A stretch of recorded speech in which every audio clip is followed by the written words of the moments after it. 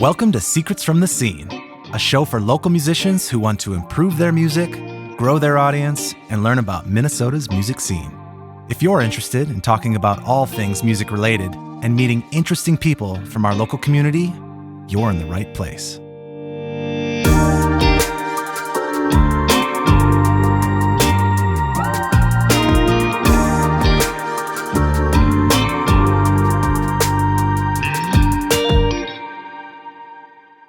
Welcome to Secrets from the Scene. On today's episode, we've got Christian Gray from the band Villain of the Story. They were formed in 2014 right here in Minneapolis and can be described as a modern spin on 2010's metalcore fused with 2000's radio rock. The band has released 4 studio albums and an EP amassing over 50 million plays across platforms. They've got over 75,000 subscribers on YouTube, over 400,000 monthly listeners on Spotify. And their strong fan base shows support on YouTube memberships, Patreon, Discord, and pretty much anywhere they go.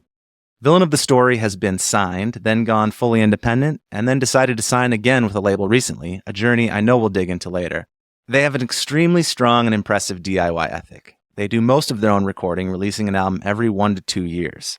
They direct and shoot their own videos, design their own merch, and have built a dedicated and large following through hard work.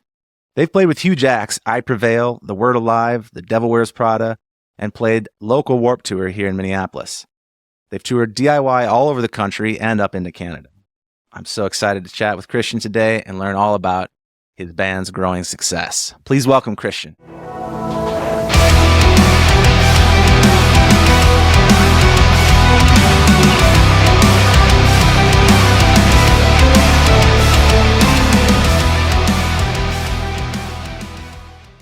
Hello. Thanks for having me. Thanks for being here, man. I appreciate it. Absolutely. We met through Max, who has been working for me the last 3 years, and super cool dude. I love him. He's been playing in your guys' music videos. Yeah, he's been in every music video since like 2020 or something. Oh, wow. Yeah. How many music videos have you guys put out? Quite a few. Yeah. Quite a few. I've seen at least half a dozen. Yeah, I think we do like 3, maybe 4 every record. Okay. Yeah.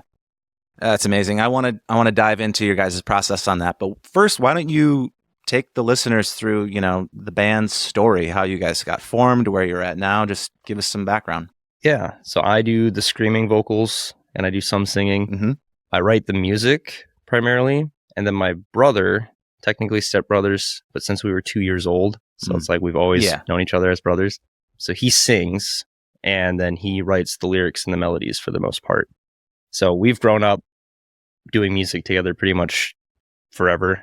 Yeah, so our band was falling apart right at the end of high school. We were looking for something new. And a bigger band in the scene at the time, they were called We're the Blog. And I went to all their shows and thought they were just like the coolest band ever. Because it was also right before Facebook was like really the primary cool thing to do for like online. So the music scene was still very much alive. At least it felt like it to me. I was going to local shows. They were always packed. The energy was awesome. So Sam Passler, the bassist for We Are the Blog, and then the original drummer for Out Came the Wolves, Andrew Bart, they were like, hey, we've been doing this for a little while. They're a couple of years older than we were. And they wanted to work together to form a band, to not be in it, but just to be like, hey, based on what we know, and how to get things going, like why don't we like get a group of people together and see if we can like make something happen. And since We Are the Blog already recorded their stuff with Johnny Frank, who used to be the singer for Attack out in Ohio, he reached out to me. He's like, hey, we're trying to form a band, but we want you to do screams, and then do you know anybody that can sing? And at the time, like in the previous band, like I was a guitar player, kind of screamer. I didn't really know what I was doing, but I was a guitar player. And then Logan, my brother, he was the drummer. And then he kind of did screams and kind of did singing, like just bare bones stuff. So Sam and Andrew kind of reached out to these other people. We got like Cody, our guitar player, came in, stuff like that. And they kind of formed the whole thing. So Logan played bass and sang. And then we played 2 shows like that, and Logan could not sing and play bass at the same time. So we're just like, no, we got to get a bass player. Like Logan's just going to sing. Because that was kind of an interesting thing at the beginning was I was going to be the screams. Logan wanted to just sing, but what Sam and Andrew were saying were like, but like the duo vocalist at the time for like metalcore music was really outdated. It was like, so many bands do that. It's like such a cliche. Yeah. So like, we don't want to do that, which I totally understand where they were coming from. I'm glad that it wasn't like, no, this is our band. You guys do what we say. It was just like a very collaborative effort, but it originally came from them. They were the ones that wanted this to happen. Okay. And they were probably involved for a year, the first year or so. So Sam came with us to Johnny to introduce us, and when we recorded our first couple songs, and I think Sam managed our Twitter and our Facebook for a while. Like, we would do the posting, but he'd kind of help us out with stuff because we didn't really know anything. Yeah. And I remember one big thing at the time was the specific app. I forget what it's called now, but it was like you could plug in Bring Me the Horizon's Instagram, and it would pull up all of their followers. So then you could go through and follow a bunch of Bring Me the Horizon fans, and then if they followed you back, it would ping them a DM that was like, hey, thanks for following. You know, you could customize it to whatever you want. And we did that, and that was already a strategy, I guess, for a couple of years. I feel like we were on the tail end of that because a year later, every freaking band was doing that it became so spammy and annoying that the trend died. Yeah. But at least at the time, it really works. That's how we got like our first like 1,000 or 2 followers was. And this is all kind of in the first year? Yeah. Okay. Yeah. We had like a song or 2 out. We had 2 songs out. Okay. Well, this is already pretty interesting and different for, a lot of bands that get started. The fact that you guys sort of had, in a sense, a manager put it together. Yeah, we pretty much called him our manager, but it wasn't like there was a contract or anything. We were just friends, and he knew a little bit more than we did. And well, I think the first question is, why did he do this? What was in it for him? I have no idea. I think it was just something he was like, this could be fun. Just making a band is kind of fun. Because he was like, we're the blogs kind of getting to the part where we don't really know what we're doing. We're kind of deciding that we might be done doing our thing, but he still wanted to be involved in music, I think. Yeah. I think that's probably where it was coming from. He's like, and I've been doing the band thing for years, and so I don't want to be lugging my gear to shows and doing all that stuff. So if I could be more of a background player. So right now there's 4 members in your band, right? Yeah. Were those 4 members the original 4? Just me, Logan, and then Cody, guitar player. Okay. So our current bassist was not our original bassist. Okay. So 3 of the 4 were the current. Yeah. But it's kind of funny. Our current bassist is the reason we found our original drummer. There's like a Facebook group that was Minnesota Music, and just any musician could go in there. So I was going through when we were trying to find a drummer, and anybody that had drummer at some local band or whatever, even if I had never heard of them, if I have heard of them, I was just sending them personalized messages, just being like, hey, we're trying to find a drummer. We sound kind of like this. Here's a clip of a song. And Paige, our current bassist, he was a drummer at some local band that I didn't know. And he replied back saying like, I'm actually already comfortable with the band that I'm in, so I'm not interested. But I have a friend who doesn't have Facebook that's a drummer and looking for a band. So he drove him out to our audition, and that's where we met him, and we just became friends, got a drummer.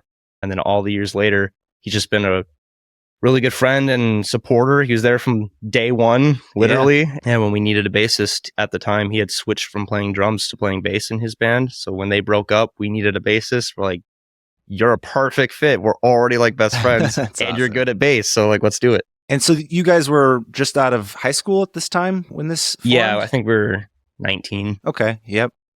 And so first year you got this manager helping, you're using that Instagram tactic to find people that are following similar sounding bands, hit them up, follow them, send them messages. That tactic worked, got you started. Yep. Obviously there's a lot between then and now, right? And a lot of changes. And I kind of want to dive into different categories along the way, but maybe just the highlights of big steps from then up to where you are now. So I guess after we started getting like our first 1,000 followers or whatever, because we hadn't really played a show or anything, it was all going to be online. Okay, that was the intent. Yeah, Andrew, who was the other guy that was involved at the time, he was the original drummer for a band, Out Came the Wolves, and they were a Minnesota local band, but they were very like primarily an online band where they were like, if we all get like an image down and just go online, and try to form relationships with people around the world. Yeah. We could grow our fan base without even playing a show kind of thing. And at that time in the local scene, it was like that was very frowned upon because it was like, no, you got to like play a show to 2 people in like a dingy bar, you know, you have to. You have to like they were just ahead of their time. Yeah, honestly, I mean, I know there were bands everywhere doing that, but at least for the Minnesota scene, they were really the first ones to kind of be like, no, we should do online instead, really dive into social media. So I think that's where those ideas were coming from, were through Andrew. And so we were like, okay, well, let's do that. We were doing all this online, just trying to message people, whatever. And then we did play a couple shows, which I guess still is cool because we were in the side stage for touring bands like Alisana and stuff at the time. And that was because of Sam and Andrew knowing the booking agent or the promoter for those shows. So he was like, yeah, you guys can play, but you're going to be on like the tiny side stage or whatever. But at least it's an opportunity to play some shows. For sure. And then we did a lot of local shows and stuff after that. But yeah, so we were just grinding away, playing local shows and working on music. And at the time with like our jobs and stuff, we couldn't take a month off to go to Ohio and record. So what we would do was 4 or 5 days, we'd write 2 songs at home and then we'd take time off work to drive out to Ohio, spend like almost a week out there, come back, and then months later go back for 2 more songs until we had an EP. Yep. And then I think the next stepping stone was our first music video, because we had like lyric videos and stuff that we did.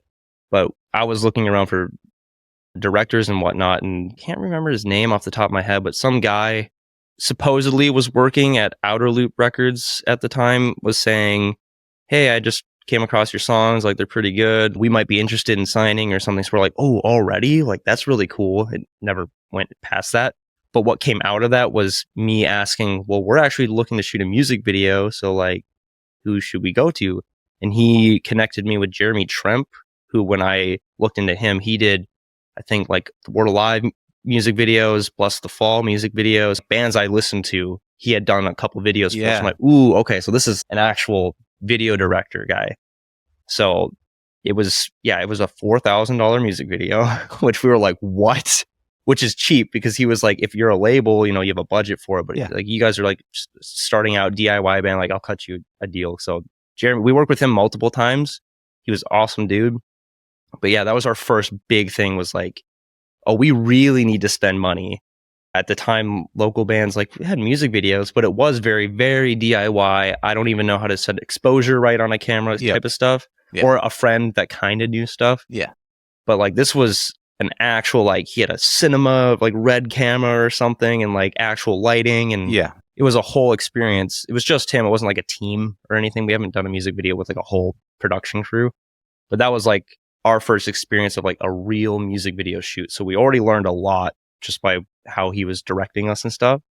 And so when he got it all put together and we watched it, we're like, the quality was so much, I don't want to come off the wrong way, but like it was just better than anything I had seen locally. I'm like, no local band has a music video that looks this good, but it's because we invested the money. And I feel like the local scene at the time was still in that state of, well, why would you spend all this money on a music video when it's like you should spend money on gear and just get better at your craft, which is like, there's validity to that for sure. Yeah, absolutely. But we're trying this new approach of like, well, if we just instead invest money instead of DIY touring, it's like, well, let's take that money and actually like put it in our online content. So that music video, I remember we got 4,000 views in the first week, and our previous band in a year could get 1,000 views. Yeah. So we were like, 4,000 views in a week? Like, let's go. We're going to be so big. So we were really hyped. Yeah, that's kind of where I noticed a shift in things, because people were looking at us like, oh, you guys are an actual band. The Twitter fans or Instagram fans and stuff that we had gathered, when we had that release, since we already had a couple thousand, I guess, they were initially the people that would come and check it out, because we had already kind of connected with them before. So we had people to check it out immediately, which kind of, I guess, helped boost it a little bit in the algorithm and whatnot. But yeah, that music video I feel like was a defining moment for us. I mean, it was my life savings at that time, from like working at 16 and all through high school, saving money. That was like my entire savings account went into that music video. Yeah. But I feel like to see that it worked. Yeah. And that, well, yeah. So, you guys have this concept of we want to be an online band. Well, essentially what that means is we need to make content. We can't just use the older traditional way of thinking of we're going to play shows and build up a fan base that comes to our shows. I feel like that's how bands that we knew growing up, and probably earlier when we first started playing instruments, it was still kind of the thing. But it's changed now, right? Yeah, definitely by today. Yeah, by today, it's an entirely different scenario. And, people have started to do the calculation that, okay, well, all of this time that we've put into rehearsing for and playing at our local bar where we had 10 people show up, if we put in that many hours into promoting our online socials and interacting, we can hit way more people. And just in terms of return on investment for your time, it's a no-brainer that you should be focusing a lot more of your energy. Not to say playing live is still an important thing. You got to be able to do 100%. it. You got to be able to do it.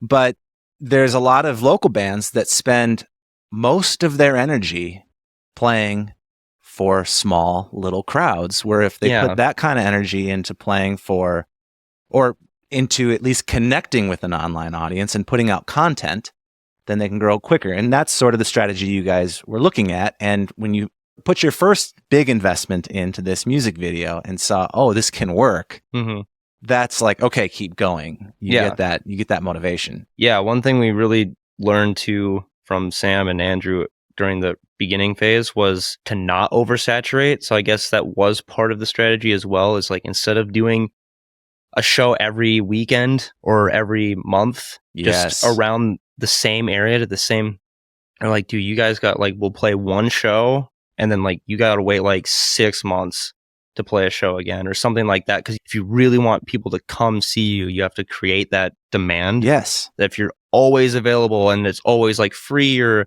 like there is validity to doing that, especially if it's something you're just doing for fun. Because at the end of the day, it's music. Like we're doing it because we love it. Absolutely. And there's seasons, right? I think especially with a newer, younger band and you're still learning your instrument and you're writing songs, and there can be a lot of value in just playing every show that's thrown your way. Yeah, you got to get that experience. You're getting better. So part of this comes down to figuring out where you're at and what your goals are at that moment. Yeah, like if anyone's like starting a band or like wanting to do it, it's like you got to be real with yourself and think, what am I doing? Why am I doing it? What is my goal? Because if it is just, I'm just having fun, there's a totally different approach than I want this to be a career. Because then you really need to focus on the business, but you can't lose sight of the music. Because we've gone through that, we've gone back and forth of like, well, we're getting way too focused on business stuff that it's like, I wouldn't say the passion's dying, but like just the love of, this is so much work, but then it's like forgetting why I'm doing it because we're not playing often. And it's like, because the live show is the best part. So it's like you're doing all this business stuff, but you're not playing live all the time, that it's kind of like, well, this is just a job rather than like the passion project that it is. Where we are right now, I really miss playing shows because we haven't in a long time, but I guess that's jumping way ahead in the conversation where we're at right now. But sure, yeah. Actually, why don't we go to that right now? Because then we'll go back and we'll talk about the journey a little bit more. But what is the current state of the band? So currently it's been 2 years, but the band has been my personal full-time job where I pay all my bills just doing the band. Congratulations. Thank you. That's a huge accomplishment. Like my entire life basically trying to get to this. So it's like I'm technically living my teenage dream. Yeah. Which I have to remind myself of. It's still scary being almost 30 and like just making enough to pay bills, because that's where I was at when I had a full-time job.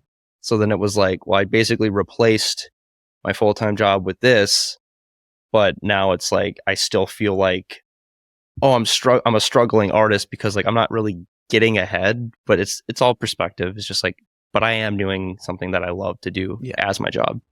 So that's pretty much where we're at. It's my full-time thing. So I'm always on our socials. I'm always making our content and editing videos and just everything that goes into the band I'm doing on a daily basis. Okay. And then, we just work on music, and I have Cody set up as like our accountant in a way. So like I pay him a rate for going into our Excel spreadsheet and doing receipts and account like every transaction and just documenting everything for taxes and whatnot. And then Paige is like a merchandising manager where any physical merch we have, it feels weird because it's all set up under me. So I'm like the LLC owner. Okay. So it's like, I'm like CEO of Villain of the Story. Yeah. So it's weird to say like, oh, well, I bought him this when it's like, it's the business. But like, so the band bought him like a thermal printer and like packing materials. And so he's all set up at his house to where he can pack and fulfill merch orders and go to the post office, ship them out and stuff like that. So then I pay him to be a merchandising manager. And Logan, since he doesn't have like a specific role, but because he writes music, because he does the vocals, he gets like a royalty rate every single month. And then pretty much I have like my flat rate just to pay for my bills and stuff to keep things afloat. Yeah. Yeah. So we just, over the years, we've really just structured it like a business. Like we all actually have roles. Like it's not necessarily they're hired employees because we're not like set up like the boring stuff. Oh, it's an S Corp or an LLC. But yeah, that's pretty much where we're at. We want to get to a point though where the band's growing enough that even like Cody and Paige, like the accounting and the merchandising that they do, the income percentage that we get on a monthly basis would be enough for them to live solely off that. But we also want to get to the point where we can play shows more, because kind of tying this back to what we were saying before, when you put all your resources and time and energy into the online content instead of going around and doing all the tours and stuff, we did try to go back and forth because it's like, well, we're doing all this online content, but like we do want to play shows though. We want to tour. So we do some DIY stuff, but then we just lose our ass like financially, because even though the shows were awesome, you meet amazing people. You drive all the way to Memphis, Tennessee, and there's 2 people that show up, but they know every single word. Yeah. It's awesome. You just get to jam out with them basically. But on a financial side, you're like, we took time off work and we already used our PTO from the last tour. So we're not getting paid to be away. We're not making money because only 2 people showed up. So we're not getting our guarantee, and we have to pay gas to get to the next one. And we have all this bulk inventory of merch that we haven't sold. So you just get home and you're like, we lost thousands of dollars. It was fun. But when you do that time and time again, it's like, okay, we really need to focus online so we can get enough of a following. So when we do try again, the percentage of people that will come out to shows increases.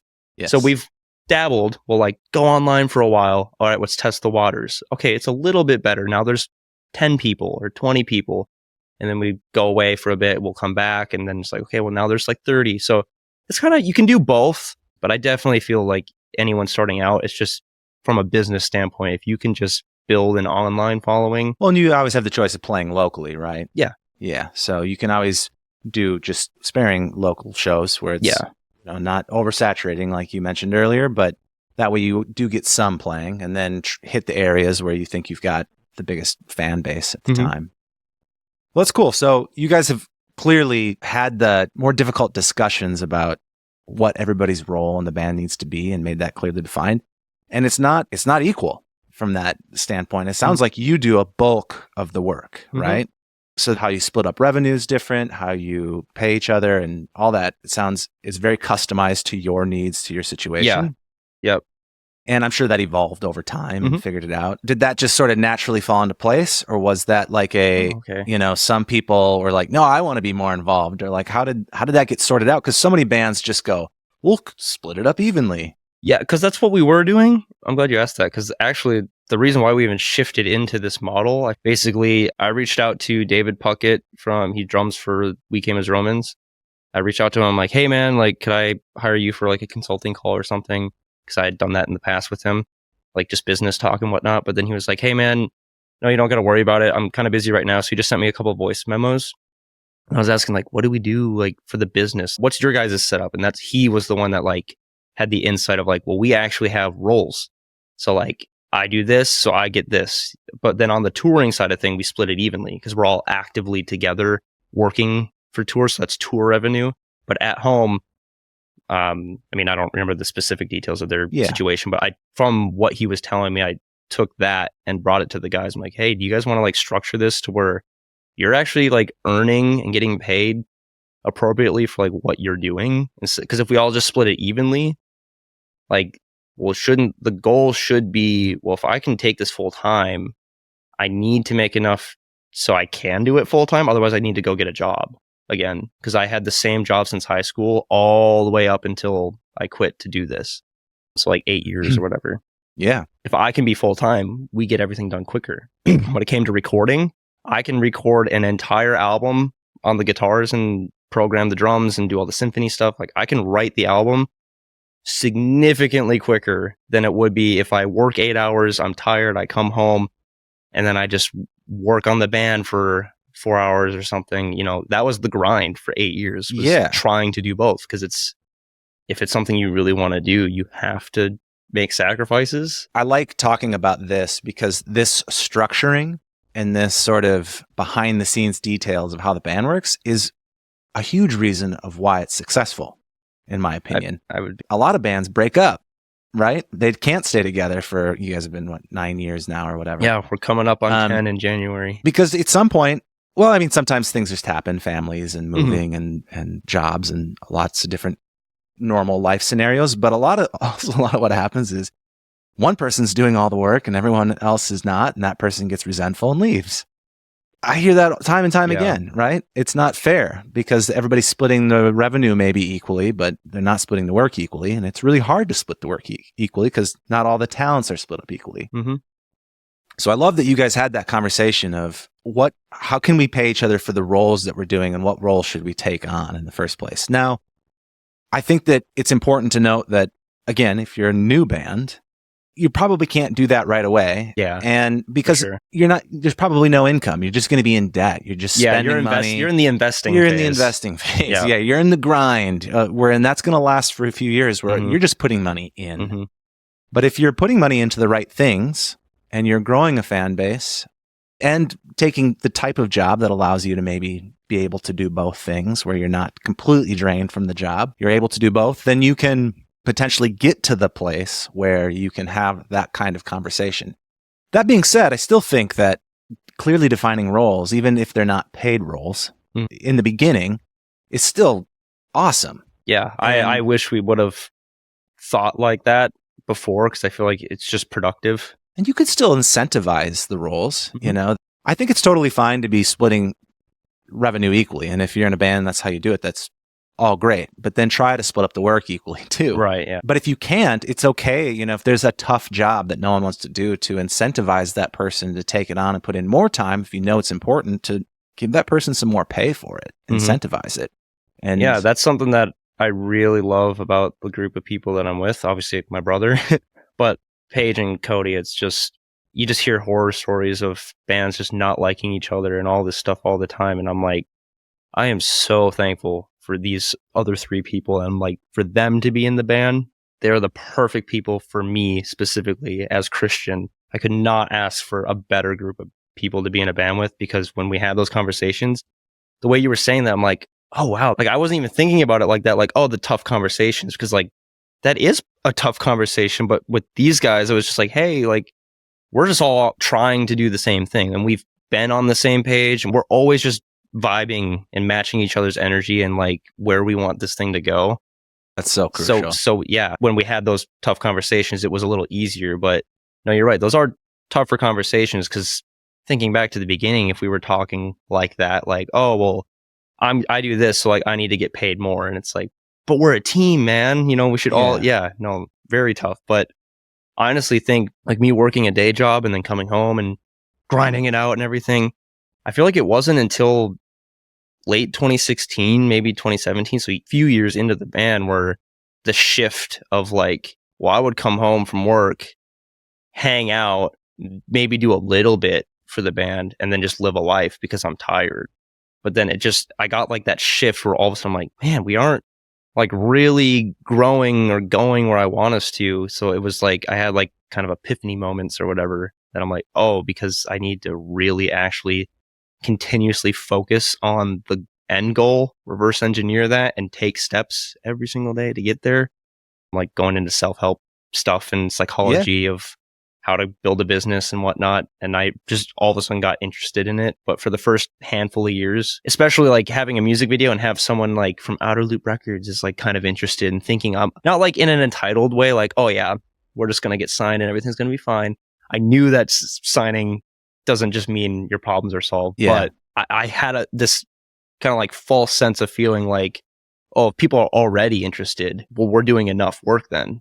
So I can keep that pace up. But then when nothing really happens, it's like, well, the pace that I'm going at is really a snail's pace. So if I don't want to rely on anyone else, if I want that, then it's like, well, even though it's exhausting, I have to get home from work and I have to just grind for a few years. But yeah. Well, good on you for obviously getting through the grind, but also taking the initiative to reach out to other people that were further ahead of you. You know, that other guy, the drummer. Yep. And asking for, to pay for his time and get his advice. And it sounds like, he gave you an insight that made a huge difference. And I feel like that might be a point to touch on too, is like reaching out. Because if someone's like further along than you, it's like, well, I want to learn from you. Because if there's someone that's ahead of you and you reach out, I was always coming from the standpoint of, well, let me pay for your time because you're successful already doing your thing. I want to learn from you, which means I want something from you. So I want to show my respect that I value your time and all the years you've put into getting to where you're at. It's not like, oh, it's only 10 minutes, man. Can't you just like talk to me for free? I feel like that's disregarding all the work that this other person has gone through to get where they're at. And I think because I did that a few times, I mean, I guess just to be real too, it was like $75 for a half-hour call, which is pretty expensive, but like the insight I got off of that was kind of worth more than that in a way. More than $75. But then you do that a couple times because I'm genuinely just trying to learn. We kind of get to know each other a bit to where we get to the point where then he's like, nah, man, like we're cool. Like, yeah, no, here's like a couple voice memos of like valuable information. That's just like, whoa. But because you showed respect. So you were somebody worth being a friend with. After that. Yeah, because it's like you're literally living the dream. I feel like it's a weird thing when people want, in this specific case where it's like people want to just get ahead. They just want what you have, but they don't see all the work and all the failures, really. Yeah. And all the hard struggles and like mentally depressing episodes of trying to get through a roadblock or something to get where you're at. But basically, it was just reaching out to other people, but looking at it as a business investment. Like I'm just looking at it like a course or something, but instead of like a course, it's a call, like an in-person call. It's like, well, let me just pay for this service because it's valuable. And I've done that with a few other people. So I've always just been trying to learn everything that I can about online marketing and, doing business. And there was a while where I was nerding out over Facebook ads and I like learned as much as I could. I took like a whole like $300 course on Facebook ads when those were like kind of newish. Yeah. But like it really helped. Like those two guys in Memphis that I was talking about earlier. One of them, I think his name was Blake. And he was just like, yeah, I seen Powerless come on a Facebook ad once and I've just been hooked ever since. I'm like, but that Facebook ad got you to come out to the show. Like that's so cool. Oh my God. We could dive into that, but there's so much I want to talk with you about today. For sure. Yeah. Let's start at the first time you guys got signed. Okay. How did it come about? How did it end? Yeah. And so what did you learn from it? Yeah. Learned a lot. So it was 2016 Warped Tour. Stay Sick Records was kind of like a new thing. And they were like, oh, for our first signing or whatever, like comment your band's thing or whatever, like a link to a song. And whoever gets the most likes on their comment, we'll get in conversation with. And so we were trying to promote it and get it on there. There were a couple bands that were bigger than we were at the time, so they were getting a lot more likes than we were. I'm like, dang, I really wanted to do this, but it seems like we don't really have a chance here. So I went to Franz, who was the label owner, face of the label, not owner, and he had a business email. And I'm like, I don't know if this is too cringe or whatnot, but I just saw his business email. I'm like, I have a business inquiry. So instead of doing the Facebook contest thing, I emailed him, like, as professionally like as I could. I'm like, I'd love to be on your label. Like, here's our stuff. Here's all of our info. And sent it to him, and he was like, yeah, man, all this is great. You guys have a good sound going. And I honestly saw you guys on the Facebook thing. We are interested, but I'd like to see you guys do a little bit more. He had a couple pointers, like specifically, like, oh, could you do this or that? Not ready, but like, thanks for reaching out kind of thing. So I'm like, okay, so we already had that initial interaction. Mm-hmm. to where at Warped Tour 2016, I think it was, I saw that Attila was doing a signing, or no, Franz was doing his own signing. To do a free signing, you had to like buy merch from his Stay Sick tent or whatever. Mm-hmm. So I went over there, and I had already that day at Warped Tour, I had like shirts from all these bands. I'm like, man, I don't really have the money to afford this right now. But I saw on Instagram, he said something. And so I commented on his Instagram post while at Warped Tour. I'm like, hey, man. And he was like, yo. And he replied, he was like, come back to the gate or whatever. So then I went back and got to meet him and talk about the band and everything. And he was like, yeah, so how about you guys finish doing your album? Send it to me. Da-da-da-da-da. So we did that. And then eventually we signed a deal through that. But it kind of, I feel like it stemmed back to that initial interaction of like, instead of just doing like the public thing and everyone's, you know, trying to get more likes on this, I'm like, I want to try and get a little bit closer to you than that, because I really wanted to sign. So it was a cool way that it all kind of came about. Yeah. So the experience was really good. People definitely have their opinions now because they've rebranded and the label's gone through so much. But at the time, Stay Sick, I felt like they had our best interests at heart. Towards the end, though, I was really kind of realizing maybe you specifically as people that we're working with care. But as a whole, it's like, well, they're their label, but they get their financing through another label. So it's like to approve any purchases, you know, they need their consent. So then they give them the money to give to us kind of thing. So it was like, well, we want to do this, or we want to do that. But it's like, okay, let's ask. No, sorry, guys, no. And it was kind of like one of those things. So I'm like, so the financing was just not there. So I'm like, so we can't do anything, man. We're like kind of getting shelved. So I was realizing, okay, so you only signed us. The back end companies hope that like, well, we're just going to pop off and be the next Asking Alexandria they're or not something. Putting anything in. No, because then all of a sudden they're signing band after band after band after band that like they're cool bands, but they're all like where we were. We're all kind of really tiny. So I'm like, why are they signing so many bands when they can't even afford to take care of us? So I'm like, are they doing that with all these bands? They're like not dumping money into it, just hoping one of you is going to pop off so we can make all the money there. And then we can, you know, raise the rest of you. But I'm like, I didn't want that. I wanted like a partnership that we're working together. So did not like that. And then the fact that just for the rest of eternity, they get half of that record. So luckily, the person that we are A&R or whatever, technically they could have signed us for another record. It was like an option.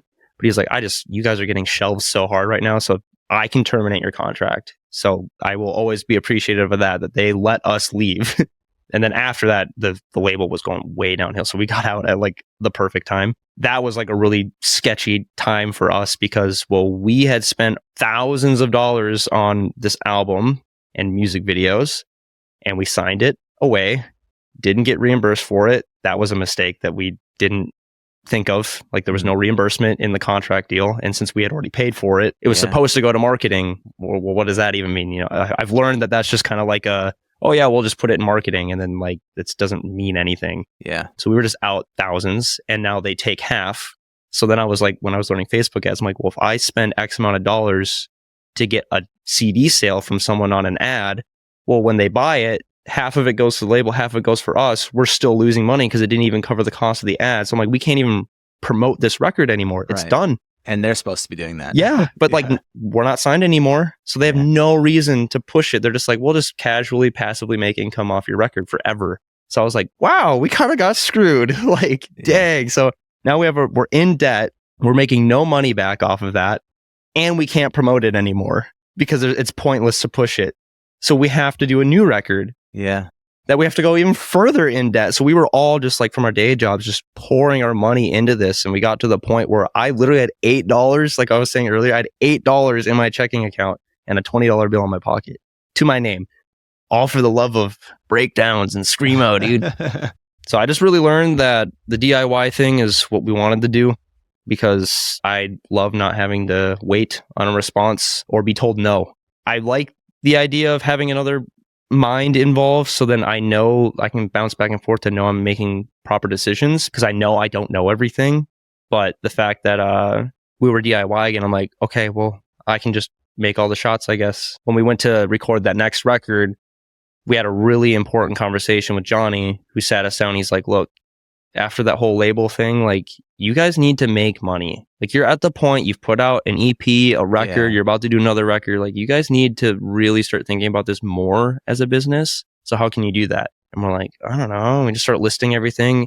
He's like, well, you guys could stop recording here and save money there. And then we're just like, oh, you're better than we are. We'd have to learn how to do that. And he's like, okay. Well, and then we were just going through that. Music videos is where we decided we are spending thousands and thousands of dollars on multiple videos for an album cycle. What if I learned how to do it myself? Because I've always kind of been interested in cinematography. So then we made an investment. I got like a $4,000 camera. So it was like the cost of one music video, but now I can film multiple videos with it. Right. So we looked at that as a business expense and investment. And then so I just started doing our videos and saving a lot of money. And that album ended up profiting because we owned the masters and because we distributed ourselves. Like we got monthly payments instead of like on a label where they do payouts. So every 6 months, here's 50% of what you earned. Right. When we're like, we can get every month 100%. And it just over time, pushing that, it got to a point where we actually decided we're going to make a band business bank account because we actually have money now. So we've paid all of ourselves back, all the debt for the years that we've been in personally. Everybody got their money back. And now we actually have like, we have $10. But like, it's the band's $10, dude. We made money. That's awesome. All right, let's recap some of that journey because I want listeners to understand some of all of this like DIY stuff that you guys are doing because that's some of the most impressive to me. You get signed. You go out of your way, you send a personal email, you make a relationship, you get signed to a cool new record label. Unfortunately, it doesn't work out like a lot of stories in terms of getting signed. There's not enough money there to actually support you. So unless you just pop off on your own accord, this record becomes sort of an anchor to you. And it's not worth promoting because you're only making half of the money that you're putting into it. You get out of the deal and you realize we have to do more things ourselves at that point. And that realization, I think, is what I want the whole episode to be about for people is that you have to learn how to do a lot of things on your own. And you guys have built up so much skill set from that over the years, and you're not going to learn it all right away. Right? For sure. You have to pick little bits. And you started with saying, all right, you know what?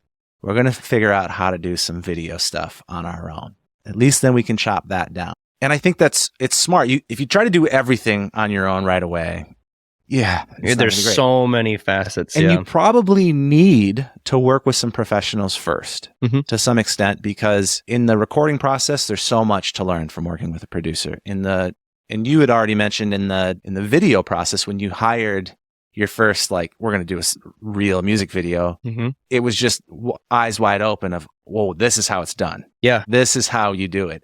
And just going through those steps can really point you in the right direction of, okay, either it's an approach thing, you see a workflow, you go, okay, yes, or it can be, we need at least to this level of gear, or whatever, you maybe don't need the best stuff, but you start to see how much of a difference that the workflow, the knowledge, the software, and the hardware can all make. And that's on the video side and the audio side too. So you start making videos, you still were working with your then producer, Johnny, out in Ohio, and he was the one who also helped give you this advice of like, focus on the business more, which was awesome that he did that.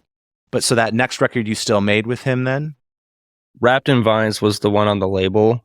And then Ashes, our second record, is the one when we had that conversation, but that was with Johnny too. With Johnny again, yep. Okay, you finally start making some money, you pay your debts back, you're starting to see the business, you set up a band bank account, you're keeping track of things, you're tracking the numbers. Yeah, that's when we formed an LLC and actually we're like, okay, it's a business now. Yeah, you're starting to see all of this, of all the different pieces that have to come together. So it sounds like the video stuff was some of the first DIY stuff. Yeah. When did you start DIYing your own merch, for instance? Well, I mean, I guess along the way, I was always kind of doing that, just like throwing our logo and adding our name on there or something. But I was never really super stoked on the designs that I was capable of. So for the most part, I was hiring other designers and whatnot. I'd say over the last year, especially, I've learned a lot more with Photoshop and what you can do with it. I've always just kind of known basic editing and whatnot. But yeah, I've learned so many techniques that I feel like I can actually make some cool looking things. But I also know where my limits are. So like if I want a design that kind of has this style or this style. I don't know how to do that, so that is something I would need to learn, but I kind of take it on a case-by-case basis where it's like, I actually right now, I don't want to learn that. I have to make my time. I have to edit this music video this month. So like, I don't really have the time to learn an entire new designing art style. So I have my design style that I really like, but I'm actually going to just go on Fiverr. I just do research and I find the ones that are the best price for the best art, has the best reviews. Yep. You know, I find people that I've worked with and then they're really good at their style. So I feel like that's kind of in general, outside of just merch, that's a key thing that I've learned just through like self-help stuff and whatnot, business videos that I've watched, is knowing your strengths, but knowing your weaknesses, and then really trying to align yourself with the people that are strong where you are weak. Yes. And then as you grow, like you still want to do as much as you can. But yeah, if you can expand on that, then it's like, well, now our merch is going to be better because I actually have someone who literally knows how to do it. But it's not every single design. So we're spending money on money to get designs. There are designs that I can do myself. And this is just the designing part. You guys do the printing yourselves? No, we don't do the printing ourselves. So we use something, it's Printify and Shopify. Okay, yeah. Yeah, so it's like, here's the design, pick the shirt. So much goes into it. I won't get into the boring details, but like that is part of my daily thing, is there's so much that goes into getting it ready and like weights and shipping profiles and all this stuff. But we basically send in the design, and then when someone orders it, then this facility, the manufacturer, prints it and ships it direct. Yeah. So we don't see that. We did do like the physical merch where we'd have a company print, ship it to us, so then we would do it. And then when we play shows or whatever, but just since the pandemic and us not really touring, or we played one show since 2019, there's no need to invest in physical merchandise right now. So let's just do the online print on demand method. Yep. So that's pretty much what we do. And so that was your other member that was taking care of the merchandising. Yeah. So we still have merch from like forever ago that he still has like in stock. Okay. Yeah. So if someone orders one of those, he'll ship that. But if someone orders something that's like an online, otherwise you're using the print on demand services for the other stuff. Which I feel like that's honestly a crucial thing for anyone starting, is learning Shopify and researching out what print provider would be good for you. There's so many print providers out there, but we use Printify, and just learning the ins and outs of that, because you don't have to invest in upfront merch. So if you're not selling a lot like us, then that's way cheaper, because even though the profit margins are extremely slim, it's still profit versus, well, you need to spend $1,000 to get all this inventory, and then you have to try and sell it all. And if you don't, now you're in debt. And it's a great place to start, because you can test out what designs are working, what's not working, what kind of orders you're getting in, you know, what your fan base is looking for. Yep. And then if you find that it's worth your money to then take on the risk and buy the physical product, and that's where you can actually profit more, because you're doing it yourself. But in the earlier phases, using a print on demand kind of what you're saying, where it's just like, well, when you kind of start now, you got to learn from professionals, or do that, hire out something else, and then learn from it until you can do it yourself. Yeah, absolutely. Then the other DIY thing would be, is eventually you stopped working with Johnny, right? Yeah, because he stopped. He stopped. Yeah, he's like, I'm not recording bands anymore. I'm sick of this. So, well, because he had his studio out of his parents' basement, and the bands would always stay like in his parents' basement. That's a lot. And I feel like we're nice, but respectable people, but like typically you kind of, you know, a band, you know, you're kind of rambunctious or whatever, and they had problems with people doing drugs in the basement and stuff like that. They're like, all right, like Johnny's like, I can't have people staying at my parents' basement. They're just so disrespectful. So like, I'm done with that. I don't even want to do it anymore. Sure. Yeah.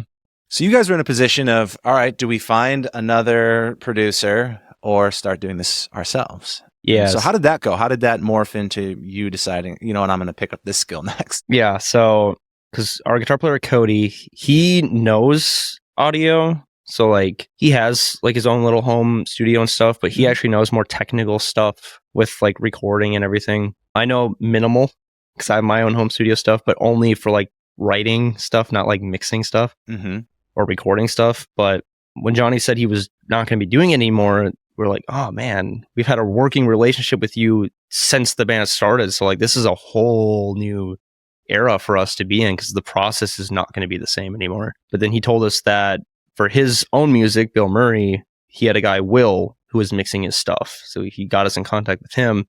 He's out in Ohio too, but we were just kind of thinking, man, we have to take time off work to drive out to Ohio.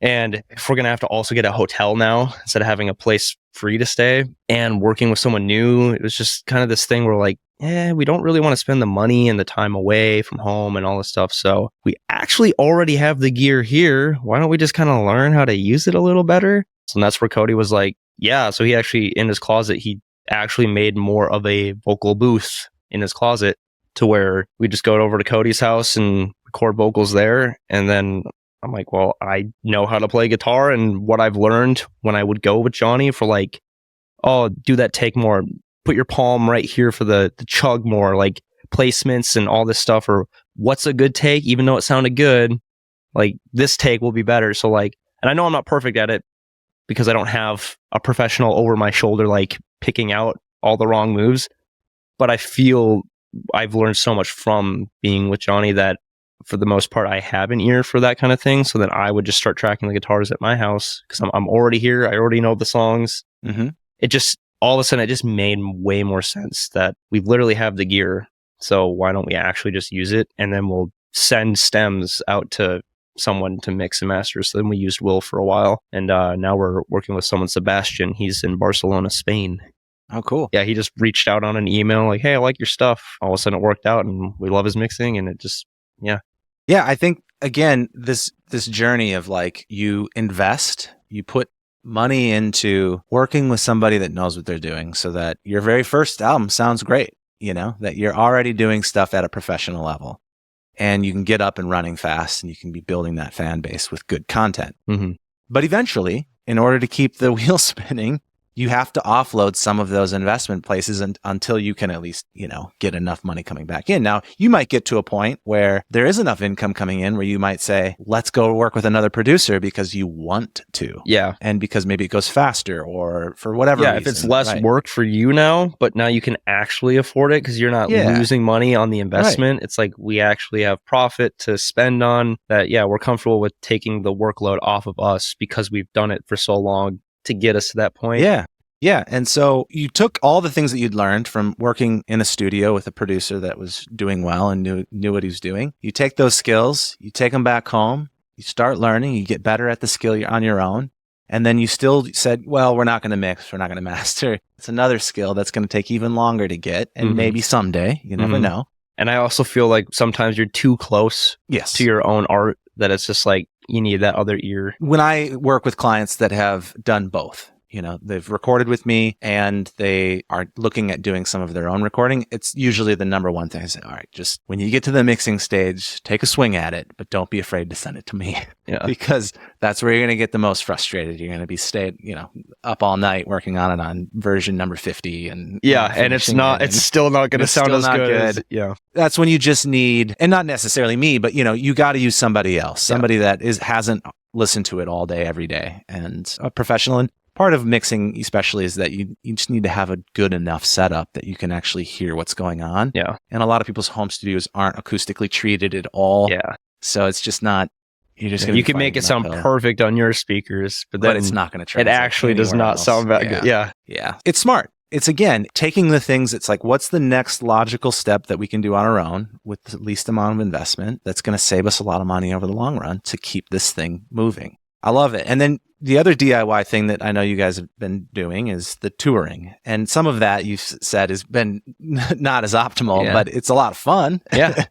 And I'm sure there's a lot to be learned from that too, in terms of when you gear up to do it again, you got to start somewhere. Yeah. And now you know how to approach it better. Right. If you are to go back out. And there's a lot more data at this point too. Yeah. We've put out multiple records since then, and those records have done better than the previous ones at that time. So it's like, well, hopefully if we do it again, it'll be pretty decent. Yeah. But yeah, no, we had one DIY tour right before a show. We're all sitting on the bus and Logan was like, I can't keep doing this, man. This is my last tour. I'm done. So I was like, oh, but like, let's keep going, man. It's just part of the journey. I was kind of still hanging on to the traditional. Yeah. Because I love playing shows so much. But that's where like the dynamic of but you have to be able to work with each other, because if you're all on the same team and you want the same things, you have to hear each other. And if someone's like that serious where they're like, dude, I'm gonna have to quit because like I'm miserable, I can't be this broke in my mid-20s, man.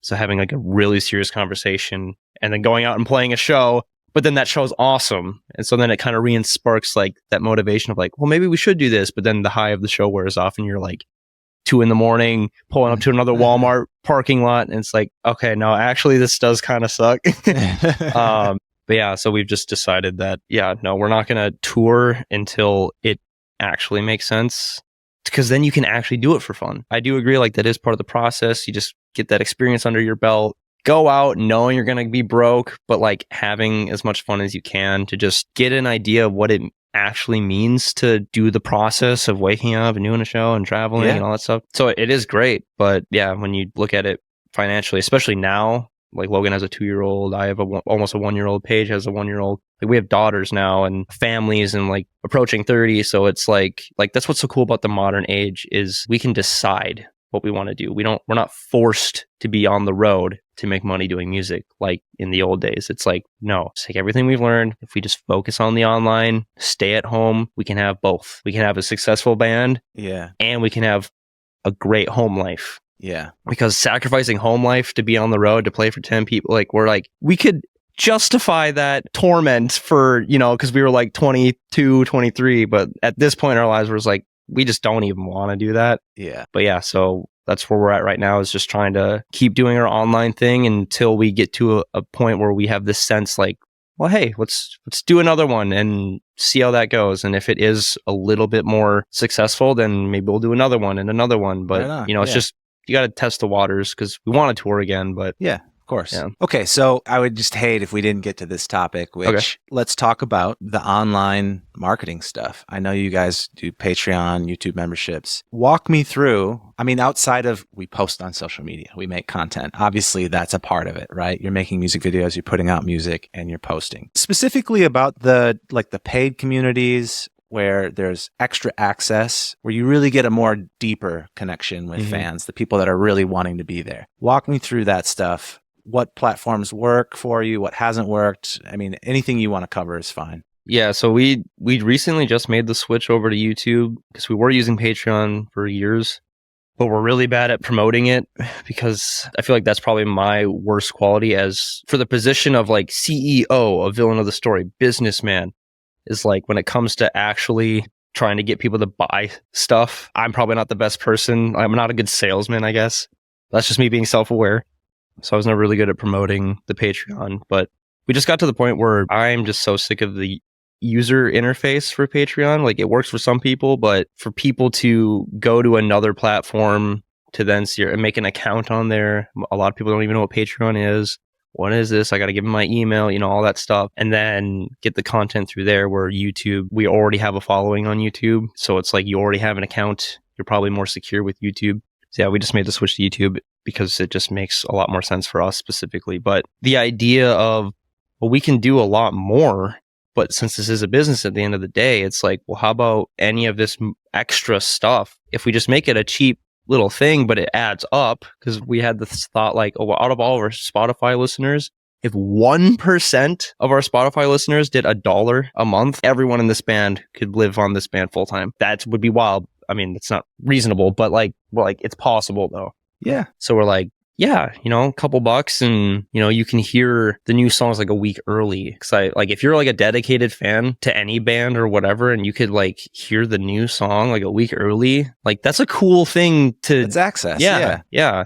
I know that I looked at your Patreon too, and you guys give out demos. Yeah. Like old demos before the song's finished. Yeah, they're super rough. There's access. You could get contact information and chat with people. Just making people feel special, like they're in your inner circle. Yeah, like literally you already are like our biggest fans. So if we can just build a even stronger relationship with the people that are supporting us the most, like that's just cool. Because it's like, now I actually know your name and stuff like that, to where that's cool. Because obviously, you have a net of fans, but then, you scale that down to your like super fans, I guess, whatever. But it's way more personable, because now you can actually discuss and, I don't know, just share things more, and it becomes that community aspect of yeah, you guys get the inside scoop. Basically, you know what's going on well before anybody else knows what's going on. And you get these extra tidbits that we'll never share with the public. Because like, why would we want to, hey, public, here's our demo that sounds like dirt. You know, it sounds horrible. But as a super fan, you listen to it and you're like, oh, that's how that was supposed to go. But they changed it for the actual song. Like, that's cool. Like I nerd out about that stuff. So absolutely. I'm like, I have to offer this to anyone that wants it. Because like, that'd be cool. So how do you guys use Discord?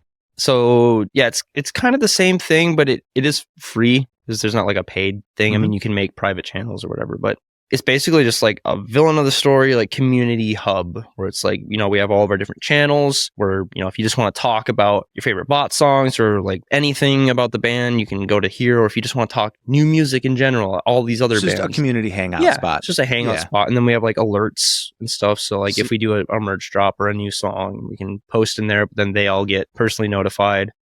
So you've got the Discord for everything band related, of course, and people that are into it, but maybe, could be into it and investing in one of the more premier accesses. Yeah. So I guess, there's kind of like, if you want to think about like levels, because then it's like, so there's the casual fan, right? That'll only listen to like one or two songs, which is awesome. Yep. But then if there is someone that is more interested, but they don't want to pay, because I don't want to be like a paywall. Like if you want any remote access to like a band you like, you have to pay. Like I don't want that. So it's like Discord is like that place where, hey, I like this band a lot. I want to be part of the community. Well, that's the place to be because we're all just chilling, hanging out, having a good time.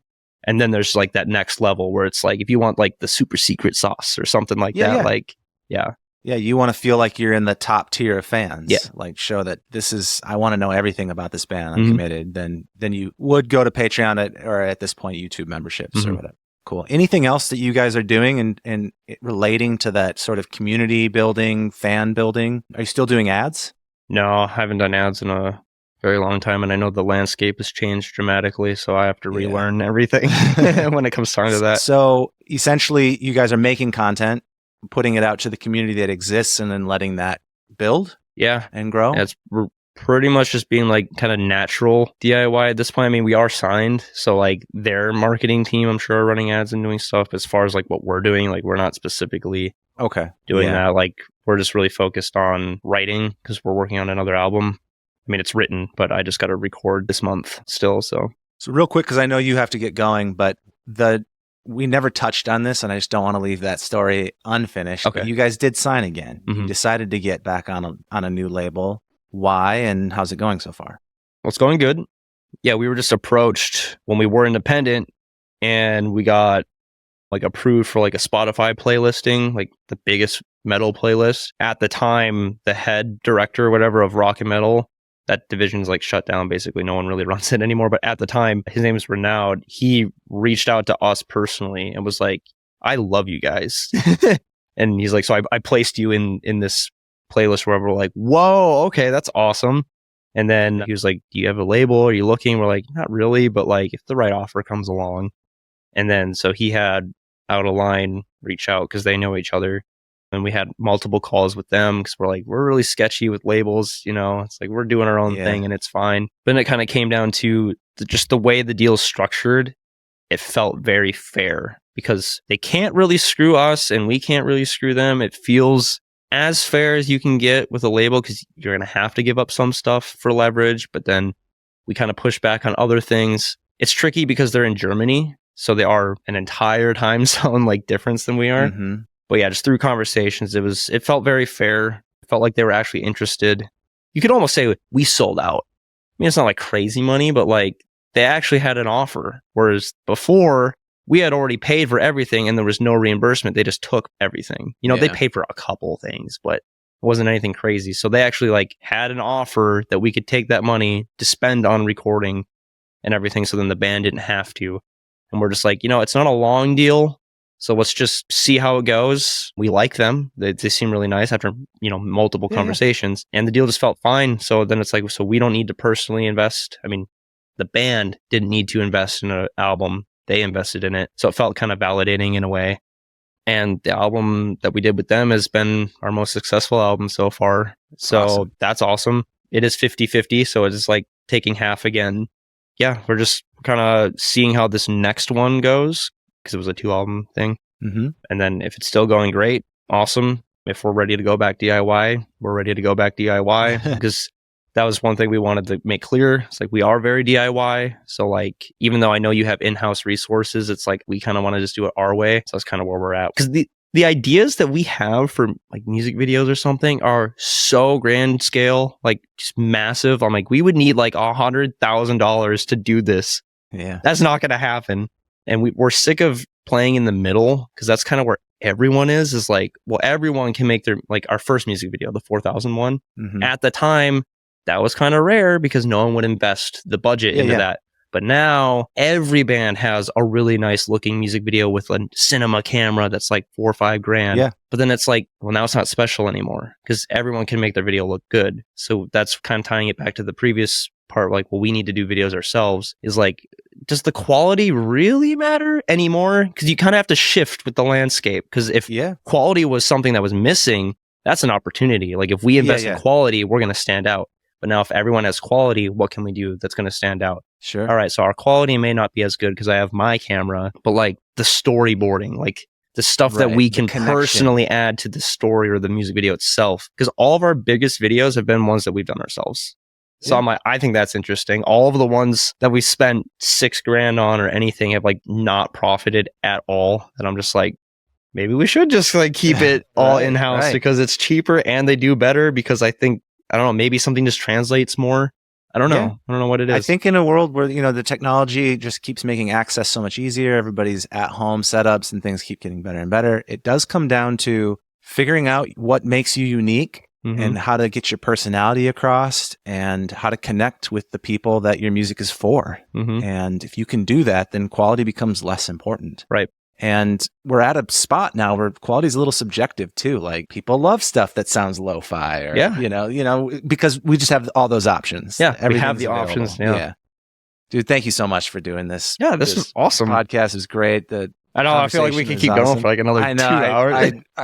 I do too. We'll have to have you back on maybe after the next record or something and see how things are at that point. Sure. But we'll wrap things up. One thing that I've been trying to do a little bit with guests is kind of, if you had to summarize or, you know, if you want to leave a lasting bit of advice or something, but like, what have been your biggest secrets that have made the band successful? You know, whether that's a lesson that you've learned or just an approach to something that you're like, there's certain secrets that I think you gave out today that I would pick, but I'm kind of curious, what do you think has been your secret to the success that you've had so far? I don't know if it's the best answer, but just what's coming off the top of my head is just, I know in my soul, my heart, whatever, that this is me. This is what I want to do. It's what I've always wanted to do. And I know not everyone has that, but like if music is like the ultimate passion, it's what really brings you, I'm alive. That like just that, I don't know how else to describe it, but for me, I know this is what I want to do. So I think it comes down to just the work ethic of just, I will literally do anything to make this work within standards. You know, I'm not going to like stab someone in the back just to get ahead, because that's how the music industry is. And I've learned that too. I do not like the music industry as far as people go, but I will just work my tail off to make it happen. And even when it was 8-hour days at a job I could not stand and was exhausted, and coming home and putting more hours and staying up really late, just working on band stuff and making the little graphics for a Facebook post that at the time would get 5 likes. You know what I mean? It's just, that took me 20 minutes to make this little image promoting something, but and no one saw it. But it's part of the branding. It's part of the process, and just over time and knowing that, especially if you're just getting started out, like this could probably take 10 years before anything starts clicking. And I feel like you just got to be honest with yourself. Like, if this is really what you want, then I feel like you know that, because it's like, it's an investment mentally, physically, financially. You're going to have to put everything into it. So it's just always falling back on, this is my passion. So it's like, even through the hardest and like the million times we thought about breaking up, like, I'm just going to quit. Like, it's so stressful, but just feeling out those emotions and then coming back the next day, like, I'm showing up again because this is the reason I'm here. It's what I want to do with my life. Love it, man. And I just can't quit. Even though there's no shame, I'll add that. There's no shame in quitting, because sometimes things change and circumstances change, passions change. So I don't want to leave that impression. Absolutely. Like anybody that's quit music is like a loser. And like not at all. No. Not at all. That's just for me. Where could we send people that want to learn more about the band? Most active, probably our Facebook, which isn't really the most relevant for online social media content for a band these days. But I feel like that's where our biggest following is on Facebook. Sure. But I mean, we post pretty much the same thing on Twitter, X now, or Instagram. But yeah, I guess YouTube, just all the socials. And all the handles are just at Villain of the Story? I think they're actually VOTS Band MN. Oh, yeah. For Minnesota. So or VOTS. Yeah, or VOTS Band Official. Okay. Because either Villain of the Story at the time was taken, or it was too long for Twitter, I think. So we had to switch it. Yeah. Sick. Mm-hmm. But I appreciate your time and look forward to staying in touch and absolutely, this was awesome in the future, man. Loved hanging out. This is cool.